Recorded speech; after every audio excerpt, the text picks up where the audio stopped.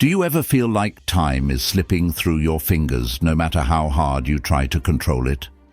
Like you're constantly spinning your wheels, checking off tasks, but never truly making progress? Well, here's the hard truth. Traditional time management strategies are probably setting you up to fail. But what if I told you there's a better way, one that doesn't involve complicated to-do lists, endless planning, or stressing over every minute? This is where a pragmatic approach to time management comes in. It's bold, it's realistic, and it'll change the way you think about your day-to-day life. Forget about overloading yourself with tasks that just don't matter.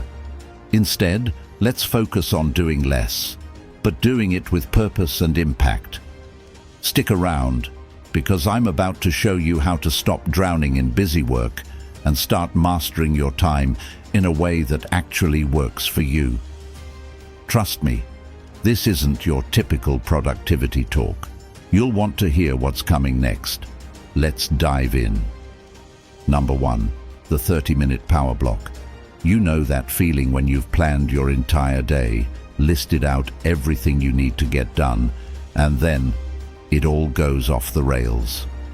A task takes longer than expected, someone interrupts, and suddenly you're in a whirlwind of things half done. Now you might be thinking, that's just life, right? Well, not anymore. I'm about to drop a game-changing strategy that could totally flip how you approach your day, and it's a lot simpler than you think. We've all been there, right? You wake up with the best intentions to be super productive. You've got a list a mile long, and you're ready to conquer it. But then, by mid-afternoon, you're mentally drained and wondering where the time went. That never-ending to-do list stares back at you, mocking your good intentions. You might even start to wonder if you're just not cut out for this whole time management thing. I get it. I've been there too. But here's the twist. What if I told you that you've been doing it all wrong? Imagine this. Instead of trying to block off hours at a time for specific tasks, you instead reserve just 30-minute bursts for each activity. Yes, you heard me right, just 30 minutes. It sounds a bit strange, right? But trust me, this is about being smarter, not harder. You see, 30 minutes is enough time to dive into a task and make significant progress without overwhelming your brain. It's just the right amount of time to stay focused and make it feel like you're actually accomplishing something without the burnout that comes from hours of uninterrupted work. I know, this might sound a little too easy, but I've tried it myself, and let me tell you, the results speak for themselves. Just last week, I was stuck in a project that had been dragging on for days. I couldn't focus for long stretches, and each attempt to tackle it felt like a battle. Then, I decided to give the 30-minute power block a shot.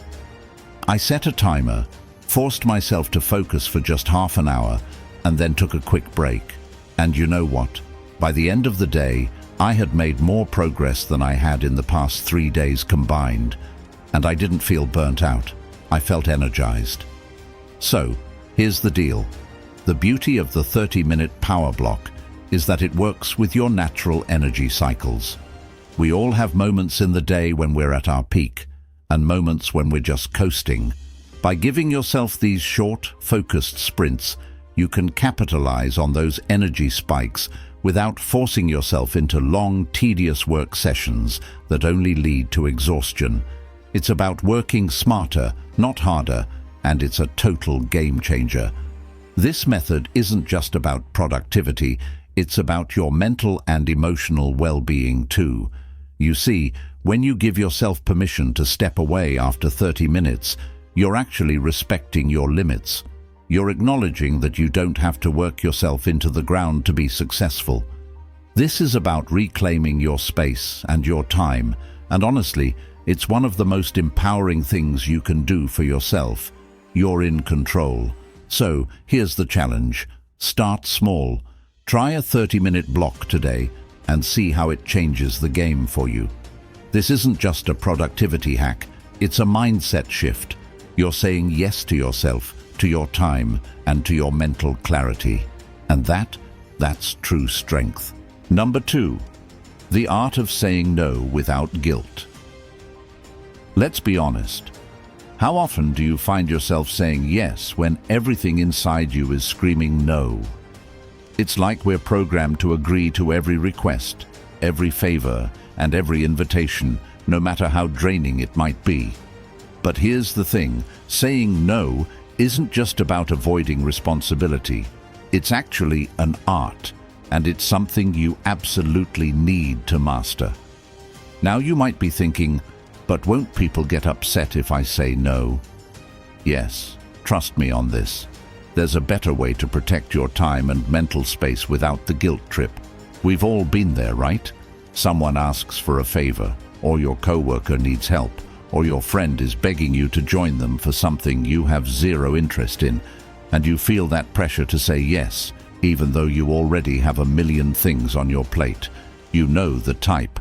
It's that overwhelming feeling of, if I say no, they might think I'm rude or selfish. Sound familiar? It's the classic people-pleasing trap, and it's exhausting. But here's the twist. Saying no isn't just about turning someone down. It's about protecting your most valuable resource, your time and energy. And here's the best part. You can say no with kindness, without guilt, and without worrying about damaging your relationships. It's all about how you do it. Think about it this way. When you say yes to something that drains you, you're saying no to something that could truly matter to you. And if you're constantly running on empty, how can you give your best to the things that really count? Let me give you a quick example. Just last week, a friend reached out, asking if I could help them with a project. It sounded like a huge commitment, and honestly, I was already drowning in my own to-do list. Normally, I would have agreed because, well, that's just what I did. But instead, I paused. I said, I'd love to help, but I'm swamped right now. Can we revisit this in a few weeks? And guess what? They understood completely. No guilt, no awkwardness. I was able to focus on my own tasks, and I wasn't drained by an obligation I didn't have the capacity for. It was a win-win. Now, here's the kicker. Saying no actually strengthens your relationships.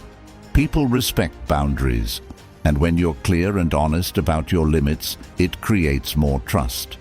So here's a little secret. When you say no, you're not rejecting the person. You're rejecting the situation. You're respecting yourself, which in turn teaches others to do the same. This is about reclaiming your time, your space, and your dignity. It's about being okay with not always being the one to help, to show up, or to accommodate. You don't have to explain yourself endlessly or apologize for putting yourself first. This isn't selfish, it's self-respect. And when you show up for yourself in this way, it's like giving yourself permission to live authentically, without the weight of unnecessary obligations. So next time you're faced with a request that doesn't align with your priorities, remember this. Saying no is a strength, not a weakness. You don't have to justify your boundaries. Your time is yours, and it's precious. Say no with confidence, knowing that you're investing in your own well-being and setting a powerful example for those around you. After all, your peace, your space, and your dignity are worth fighting for. Number 3, eliminate me time. Be productively social. Here's a controversial thought. Stop making me time your productivity crutch. Yes, I said it. You know that time you set aside just for yourself, where you unplug, disconnect, and do absolutely nothing. Well, maybe it's time to rethink that. Now, I know what you're thinking. Wait, isn't self-care supposed to be the answer to everything? Yes, trust me, taking care of yourself is important, but there's a twist to this whole me time concept that might just surprise you. We've all been there. You've had a long week and you're mentally exhausted, so you retreat to your me time zone, Netflix, a bubble bath, or just zoning out in bed with your phone. You think, This is the ultimate reset. I'll come back stronger, but more often than not, after that charge session, you don't feel more energized.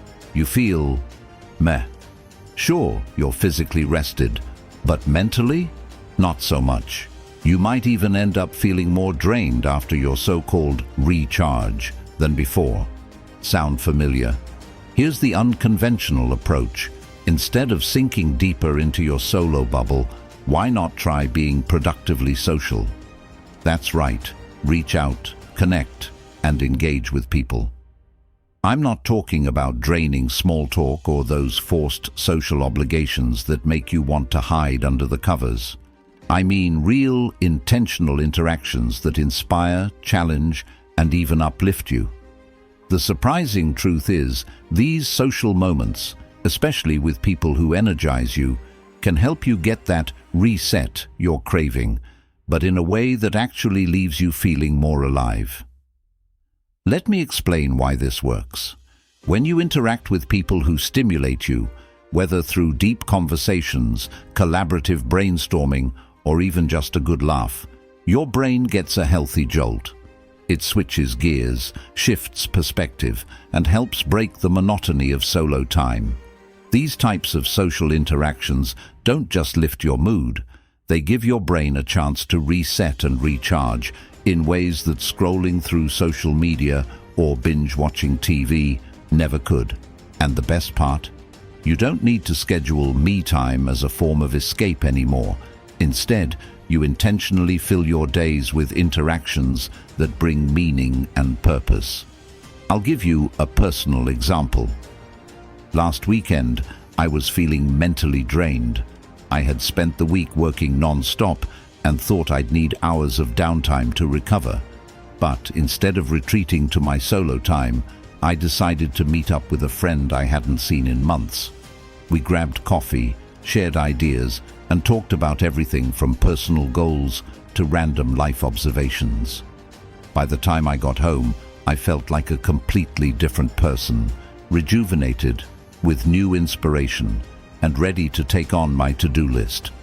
It was like I had given my brain a mini vacation without spending the entire weekend alone. Here's the emotional kicker. Being productively social doesn't just refresh your mental energy. It also helps you feel connected, valued, and supported. It taps into that innate need we all have to be part of something bigger than ourselves. You'll start to realize that your peace isn't necessarily found in isolation. It's found in the connection and collaboration with others. Yes, you can still value alone time, but use it more intentionally and balance it with positive social exchanges that keep you mentally sharp and emotionally balanced. So, next time you're feeling worn out, skip the solo time that might leave you feeling stuck and reach out to someone who challenges you, inspires you, or even just makes you laugh. It's about reclaiming your energy, your growth, and your connections with others. The beauty of being productively social is that it fosters the kind of engagement that uplifts you while giving you the space to grow. It's not about isolating, it's about reconnecting. Your time, your energy, and your well-being are worth investing in. Number 4, the unproductive day, scheduled downtime. Here's a radical idea for you. The unproductive day is actually productive. Yes, you heard me right. We live in a world that glorifies being constantly busy, constantly on the go, and checking things off the to-do list. But here's the catch. What if I told you that scheduling downtime might be the key to unlocking your most productive days? Before you dismiss this as the excuse of someone who's just avoiding work, hear me out. It's not about being lazy, it's about being smart with your energy. Now, I know what you're thinking. But I have so much to do, there's no time for downtime. Trust me, I've been there. You look at your overflowing to-do list, and the thought of slowing down feels almost criminal. We've all had those days where we push ourselves to the limit, thinking we'll be more productive by grinding through the fatigue. But what usually happens? We hit a wall, our brains turn to mush, the focus disappears, and suddenly we're wasting time scrolling through our phones or staring at the same email for 10 minutes. That's the vicious cycle of overworking, and we've all fallen into it.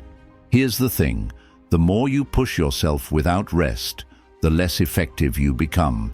The solution? Schedule downtime. Yes, plan it. Block it into your calendar, just like a meeting or a task. I know it sounds counterproductive, but let me explain. Downtime isn't about doing nothing. It's about giving your brain the chance to recharge so you can actually be more focused, creative, and efficient when you do work. Think of it like a phone that's been running on 5% battery all day. Eventually, it's going to shut down. But when you plug it in to recharge, it's good to go again. Let me give you a real-life example. Last month, I had a project deadline looming. The pressure was on, and I felt like I had to work non-stop to get everything done. But as the hours dragged on, I was becoming less and less productive. That's when I decided to take a 30-minute walk outside. At first, I felt guilty, like I was wasting precious time. But when I came back, my mind was clearer, my energy was up, and I knocked out the rest of the task in half the time. That short break was exactly what I needed to reset. Instead of a wasted day, I ended up with a finished project and a fresh perspective. The truth is, scheduling downtime isn't a luxury, it's a necessity. It's not about running yourself ragged, pushing yourself to the brink, or working until you burn out. It's about being intentional with your energy. And yes, it can feel uncomfortable at first, like you're breaking some unwritten rule of productivity. But trust me, it's worth it. It's about reclaiming your mental space, your peace, and your sanity. You can't pour from an empty cup, so take the time to refill it. So the next time you're staring at an endless list of tasks and feeling overwhelmed, remember this. It's okay to schedule that downtime. Take the breaks you need. Let your mind wander. Step away from the grind. When you return, you'll be recharged and ready to tackle your to-do list with a fresh mindset. Your productivity will thank you for it, and most importantly, you'll feel more balanced, more focused, and more in control. Your time, your energy, and your well-being are all worth it. Reclaim them. Number 5. Start with the worst task. Here's a bold idea for you. Start with the worst task first. I know. You're probably thinking, why on earth would I do that? Why not ease into the day with something simple and work my way up? Trust me, I've been there too, procrastinating on the tough stuff while happily ticking off the easy tasks. But what if I told you that tackling the hardest, most dreaded task first could actually make the rest of your day feel like a breeze? We've all been there, right? You have a task looming that you keep putting off.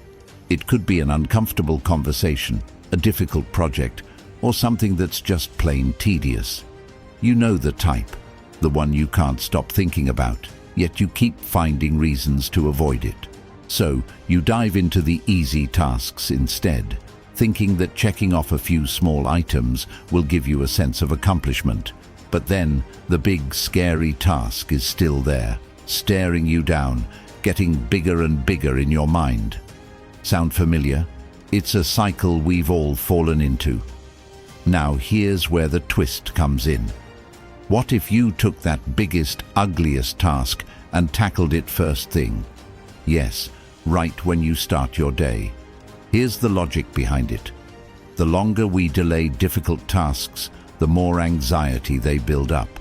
They become these monstrous looming shadows in our minds. But once you get through them, they're done, and you get to move on with a sense of relief and accomplishment. It's like ripping off a Band-Aid. It's painful for a second, but then, freedom. Let me tell you a quick story to illustrate this. A few months ago, I had to make a difficult phone call for a project I was working on. It was a conversation I'd been avoiding for days, nervous about the awkwardness, afraid of confrontation. So I put it off and started doing everything else. But the thought of that call lingered in the back of my mind, and the more I thought about it, the bigger it seemed.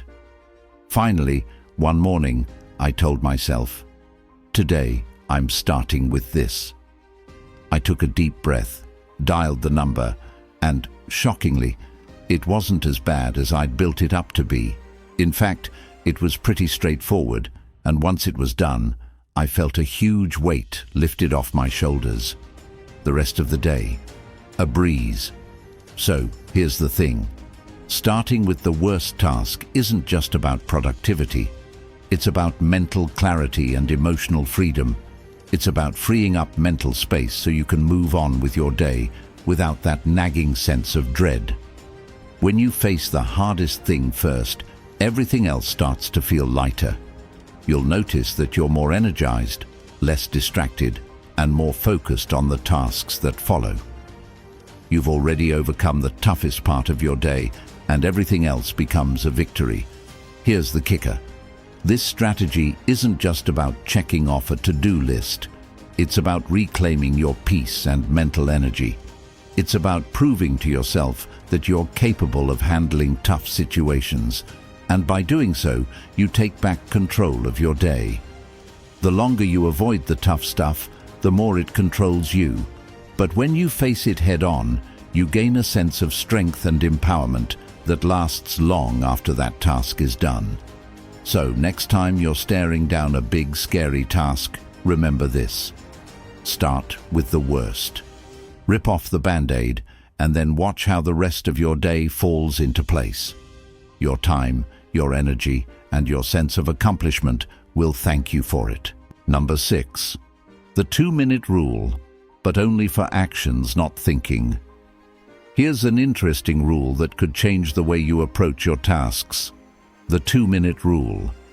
Now, you're probably thinking, that sounds too simple to work, right? You might be thinking it's just another trick to make you feel productive without actually getting anything done. But trust me on this, when you apply it the right way, it has the power to change how you tackle everything from work to personal life. The twist? The 2-minute rule isn't about thinking, it's about doing. You know the type. You have a million things swirling around in your head, and you're stuck. Should you start with that massive project? Should you answer those emails? Or maybe you need to make that phone call. The more you think about it, the more overwhelmed you feel. And guess what? The more paralyzed you become. You end up overthinking, analyzing, and second-guessing yourself. Sound familiar? We've all been there. But here's where the magic happens. The 2-minute rule says that if a task will take 2 minutes or less to complete, you do it immediately. And it's not about thinking about it, it's about doing. Stop procrastinating, stop analyzing, and just start. Whether it's replying to an email, making a quick phone call, or even putting away the dishes, if it'll take 2 minutes or less, do it right then. This is where most of us fail. We overthink the task, imagine all the complications, and never get started. But when you break it down to something that takes 2 minutes, it's hard to ignore the simplicity of it. Let me give you an example. A few weeks ago, I was sitting at my desk, looking at a long to-do list. Among the tasks were some emails I'd been avoiding. I kept putting them off, thinking I needed a block of uninterrupted time to craft the perfect response. But then, I remembered the 2-minute rule. I decided, okay, let me just get this one email out of the way. I opened my inbox, typed up a quick reply, hit send, and boom, done. It took less than 2 minutes, and immediately I felt a weight lifted off my shoulders. Then I did it again for a few other emails, and suddenly I'd knocked out 5 small tasks in no time. What seemed like an overwhelming mountain turned into a series of quick wins. So, here's the real benefit. This isn't just about productivity, it's about mental freedom. Every time you knock out a task, no matter how small, you're freeing up mental space. You're not giving those tasks the power to linger and drain your energy. When you start applying the 2-minute rule, you'll find yourself less bogged down by small decisions and more focused on the bigger picture. It's a way of reclaiming your time, your focus, and your peace.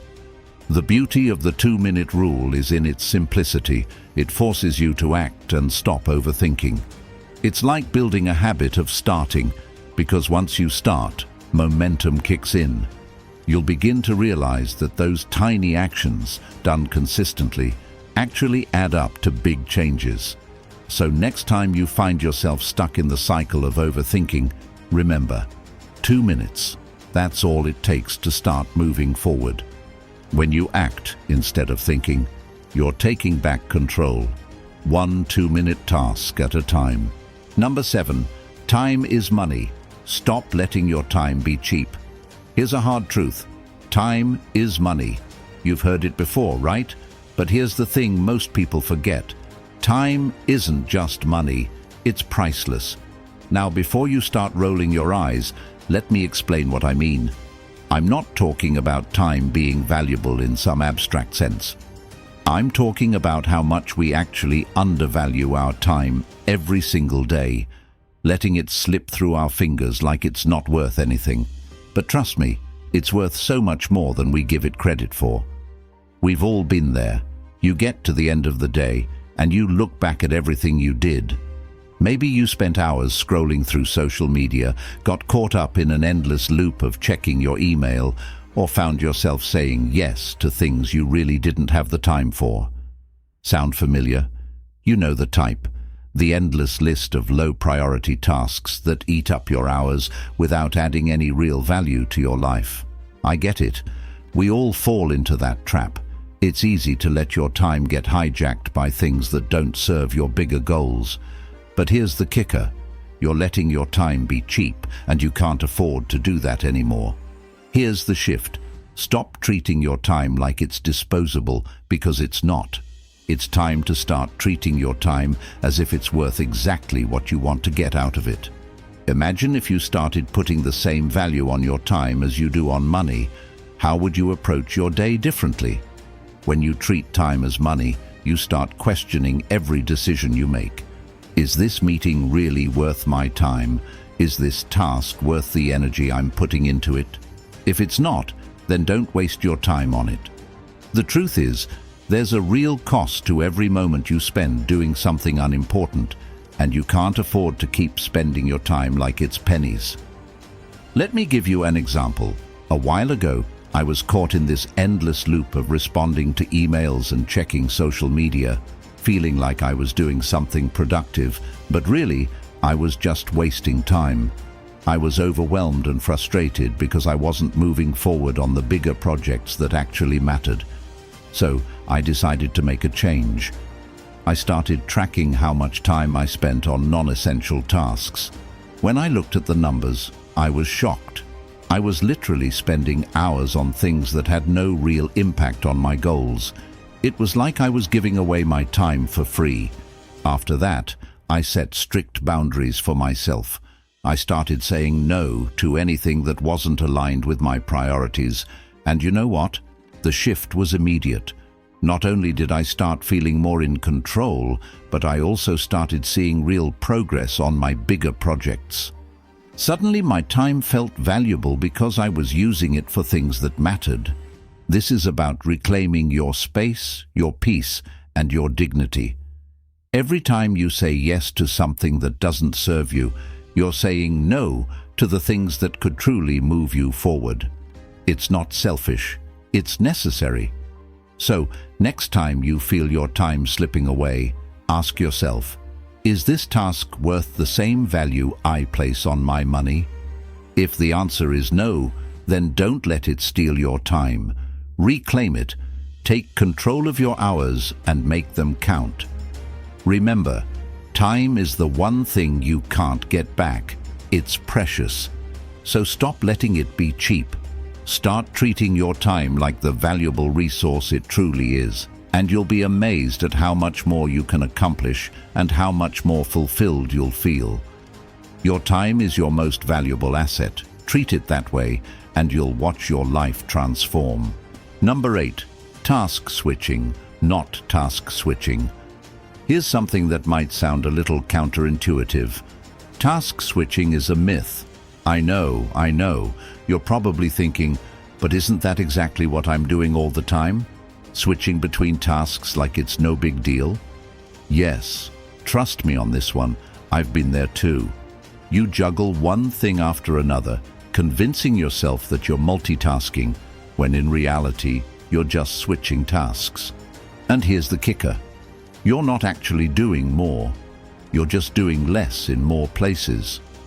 We've all been in that place where we're hopping between emails, writing a report, checking social media, and throwing in some laundry just to feel like we're being productive, right? You know the type. You start one thing, but your mind is already halfway onto the next thing, convinced that you're accomplishing a ton. But here's the truth. Studies show that task switching isn't as efficient as we think. In fact, it slows us down and wears us out. The reason is simple. Our brains aren't wired for multitasking. When you switch tasks, your brain has to reorient itself each time. It takes time, energy, and focus to jump from one task to another, and all that shifting actually kills productivity. So, what if instead of task switching, we just focus on what's right in front of us? You see, the trick isn't to try and do everything at once, but to break your day into blocks of focused work. I'm talking about batch processing your tasks, dedicating specific blocks of time to specific tasks with no distractions in between. It's like having a one-track mind for the task at hand. This strategy doesn't just work because it's more efficient. It works because it taps into the way our brains are supposed to operate. When we focus on one thing at a time, we're more likely to do it well, which means you'll get more done and feel way less frazzled. I know this sounds a bit basic, but trust me, it's a game changer. Here's how it works in real life. A while back, I had this huge project at work that required a lot of focus. I started my day with 100 different things in mind, checking emails, preparing reports, chatting with coworkers. But then I decided to experiment with batching. Instead of flipping between tasks, I dedicated the first 2 hours of my morning strictly to writing. No emails, no phone, just writing. And wow, the difference was insane. I didn't realize how much mental energy I'd been wasting just switching gears every few minutes. Once I was in that writing mode, it felt like I could just go and go. I finished the task faster than I would have if I had been trying to do everything at once. It was like finding a flow state that I didn't even know was possible. This approach isn't just about getting stuff done, it's about reclaiming your mental space. By focusing on one task at a time, you're telling yourself, I'm in control, I can finish this. That sense of control is powerful. It lifts you mentally and emotionally, making you feel more organized and less stressed. We all know the feeling of jumping from task to task, and while we may think we're being productive, in reality, it often just leads to exhaustion and burnout. When you stop switching tasks, you'll notice a sense of relief. It's like you're finally able to breathe. This method doesn't just help you get more done, it helps you feel more in control of your time and energy. Here's the bottom line. Stop trying to juggle everything. Give yourself permission to focus, to prioritize, and to work without the constant interruptions. Your space, your peace, and your dignity are waiting on the other side of task switching. Focus on one thing at a time, and you'll be amazed at how much more you can achieve, and how much more peace you'll find in the process. Number 9, the 80-20 reversal. Focus on the 20% you can avoid. Here's a twist on the classic 80-20 rule. What if I told you that instead of focusing on the 20% of tasks that drive 80% of the results, what if I told you that you could focus on the 20% of tasks that you can avoid and still achieve 80% of the results? 80% of your results, you should actually focus on the 20% of tasks that you can completely avoid. Yes, trust me on this one. I know it sounds counterintuitive, But hear me out. The key to getting more done and feeling less overwhelmed isn't about cramming your day with high-priority tasks. It's about eliminating or minimizing the low-value tasks that steal your time and energy. We've all been there, caught in a never-ending cycle of tasks that seem important but don't actually get us closer to our goals. You know the type. Emails that don't need to be answered right away, meetings that could have been an email, or chores that feel like they need to be done but aren't actually moving the needle. These are the time suckers, the tasks that rob us of energy without providing much in return. And the crazy thing is, we spend a huge chunk of our time on them, convinced that it's all part of being productive. But what if, instead of adding more to our plates, we focused on cutting out the noise? Here's where the 80-20 reversal comes into play. The idea is simple. Take a step back and identify the tasks that you can avoid, delegate, or just stop doing altogether. It's not about piling more work on your to-do list. It's about clearing away the clutter and freeing up your time for what truly matters. By focusing on the 20% of tasks that waste your energy, you'll instantly have more bandwidth to devote to the high-impact work that actually makes a difference in your life. This strategy works because it's based on the understanding that not all tasks are created equal, and some are simply not worth your time. I remember a few months ago, I was overwhelmed by the sheer number of emails I was getting. Each one felt like it needed my attention, and I spent hours a day replying to things that didn't really require a response. At one point, I realized, this isn't getting me closer to my goals.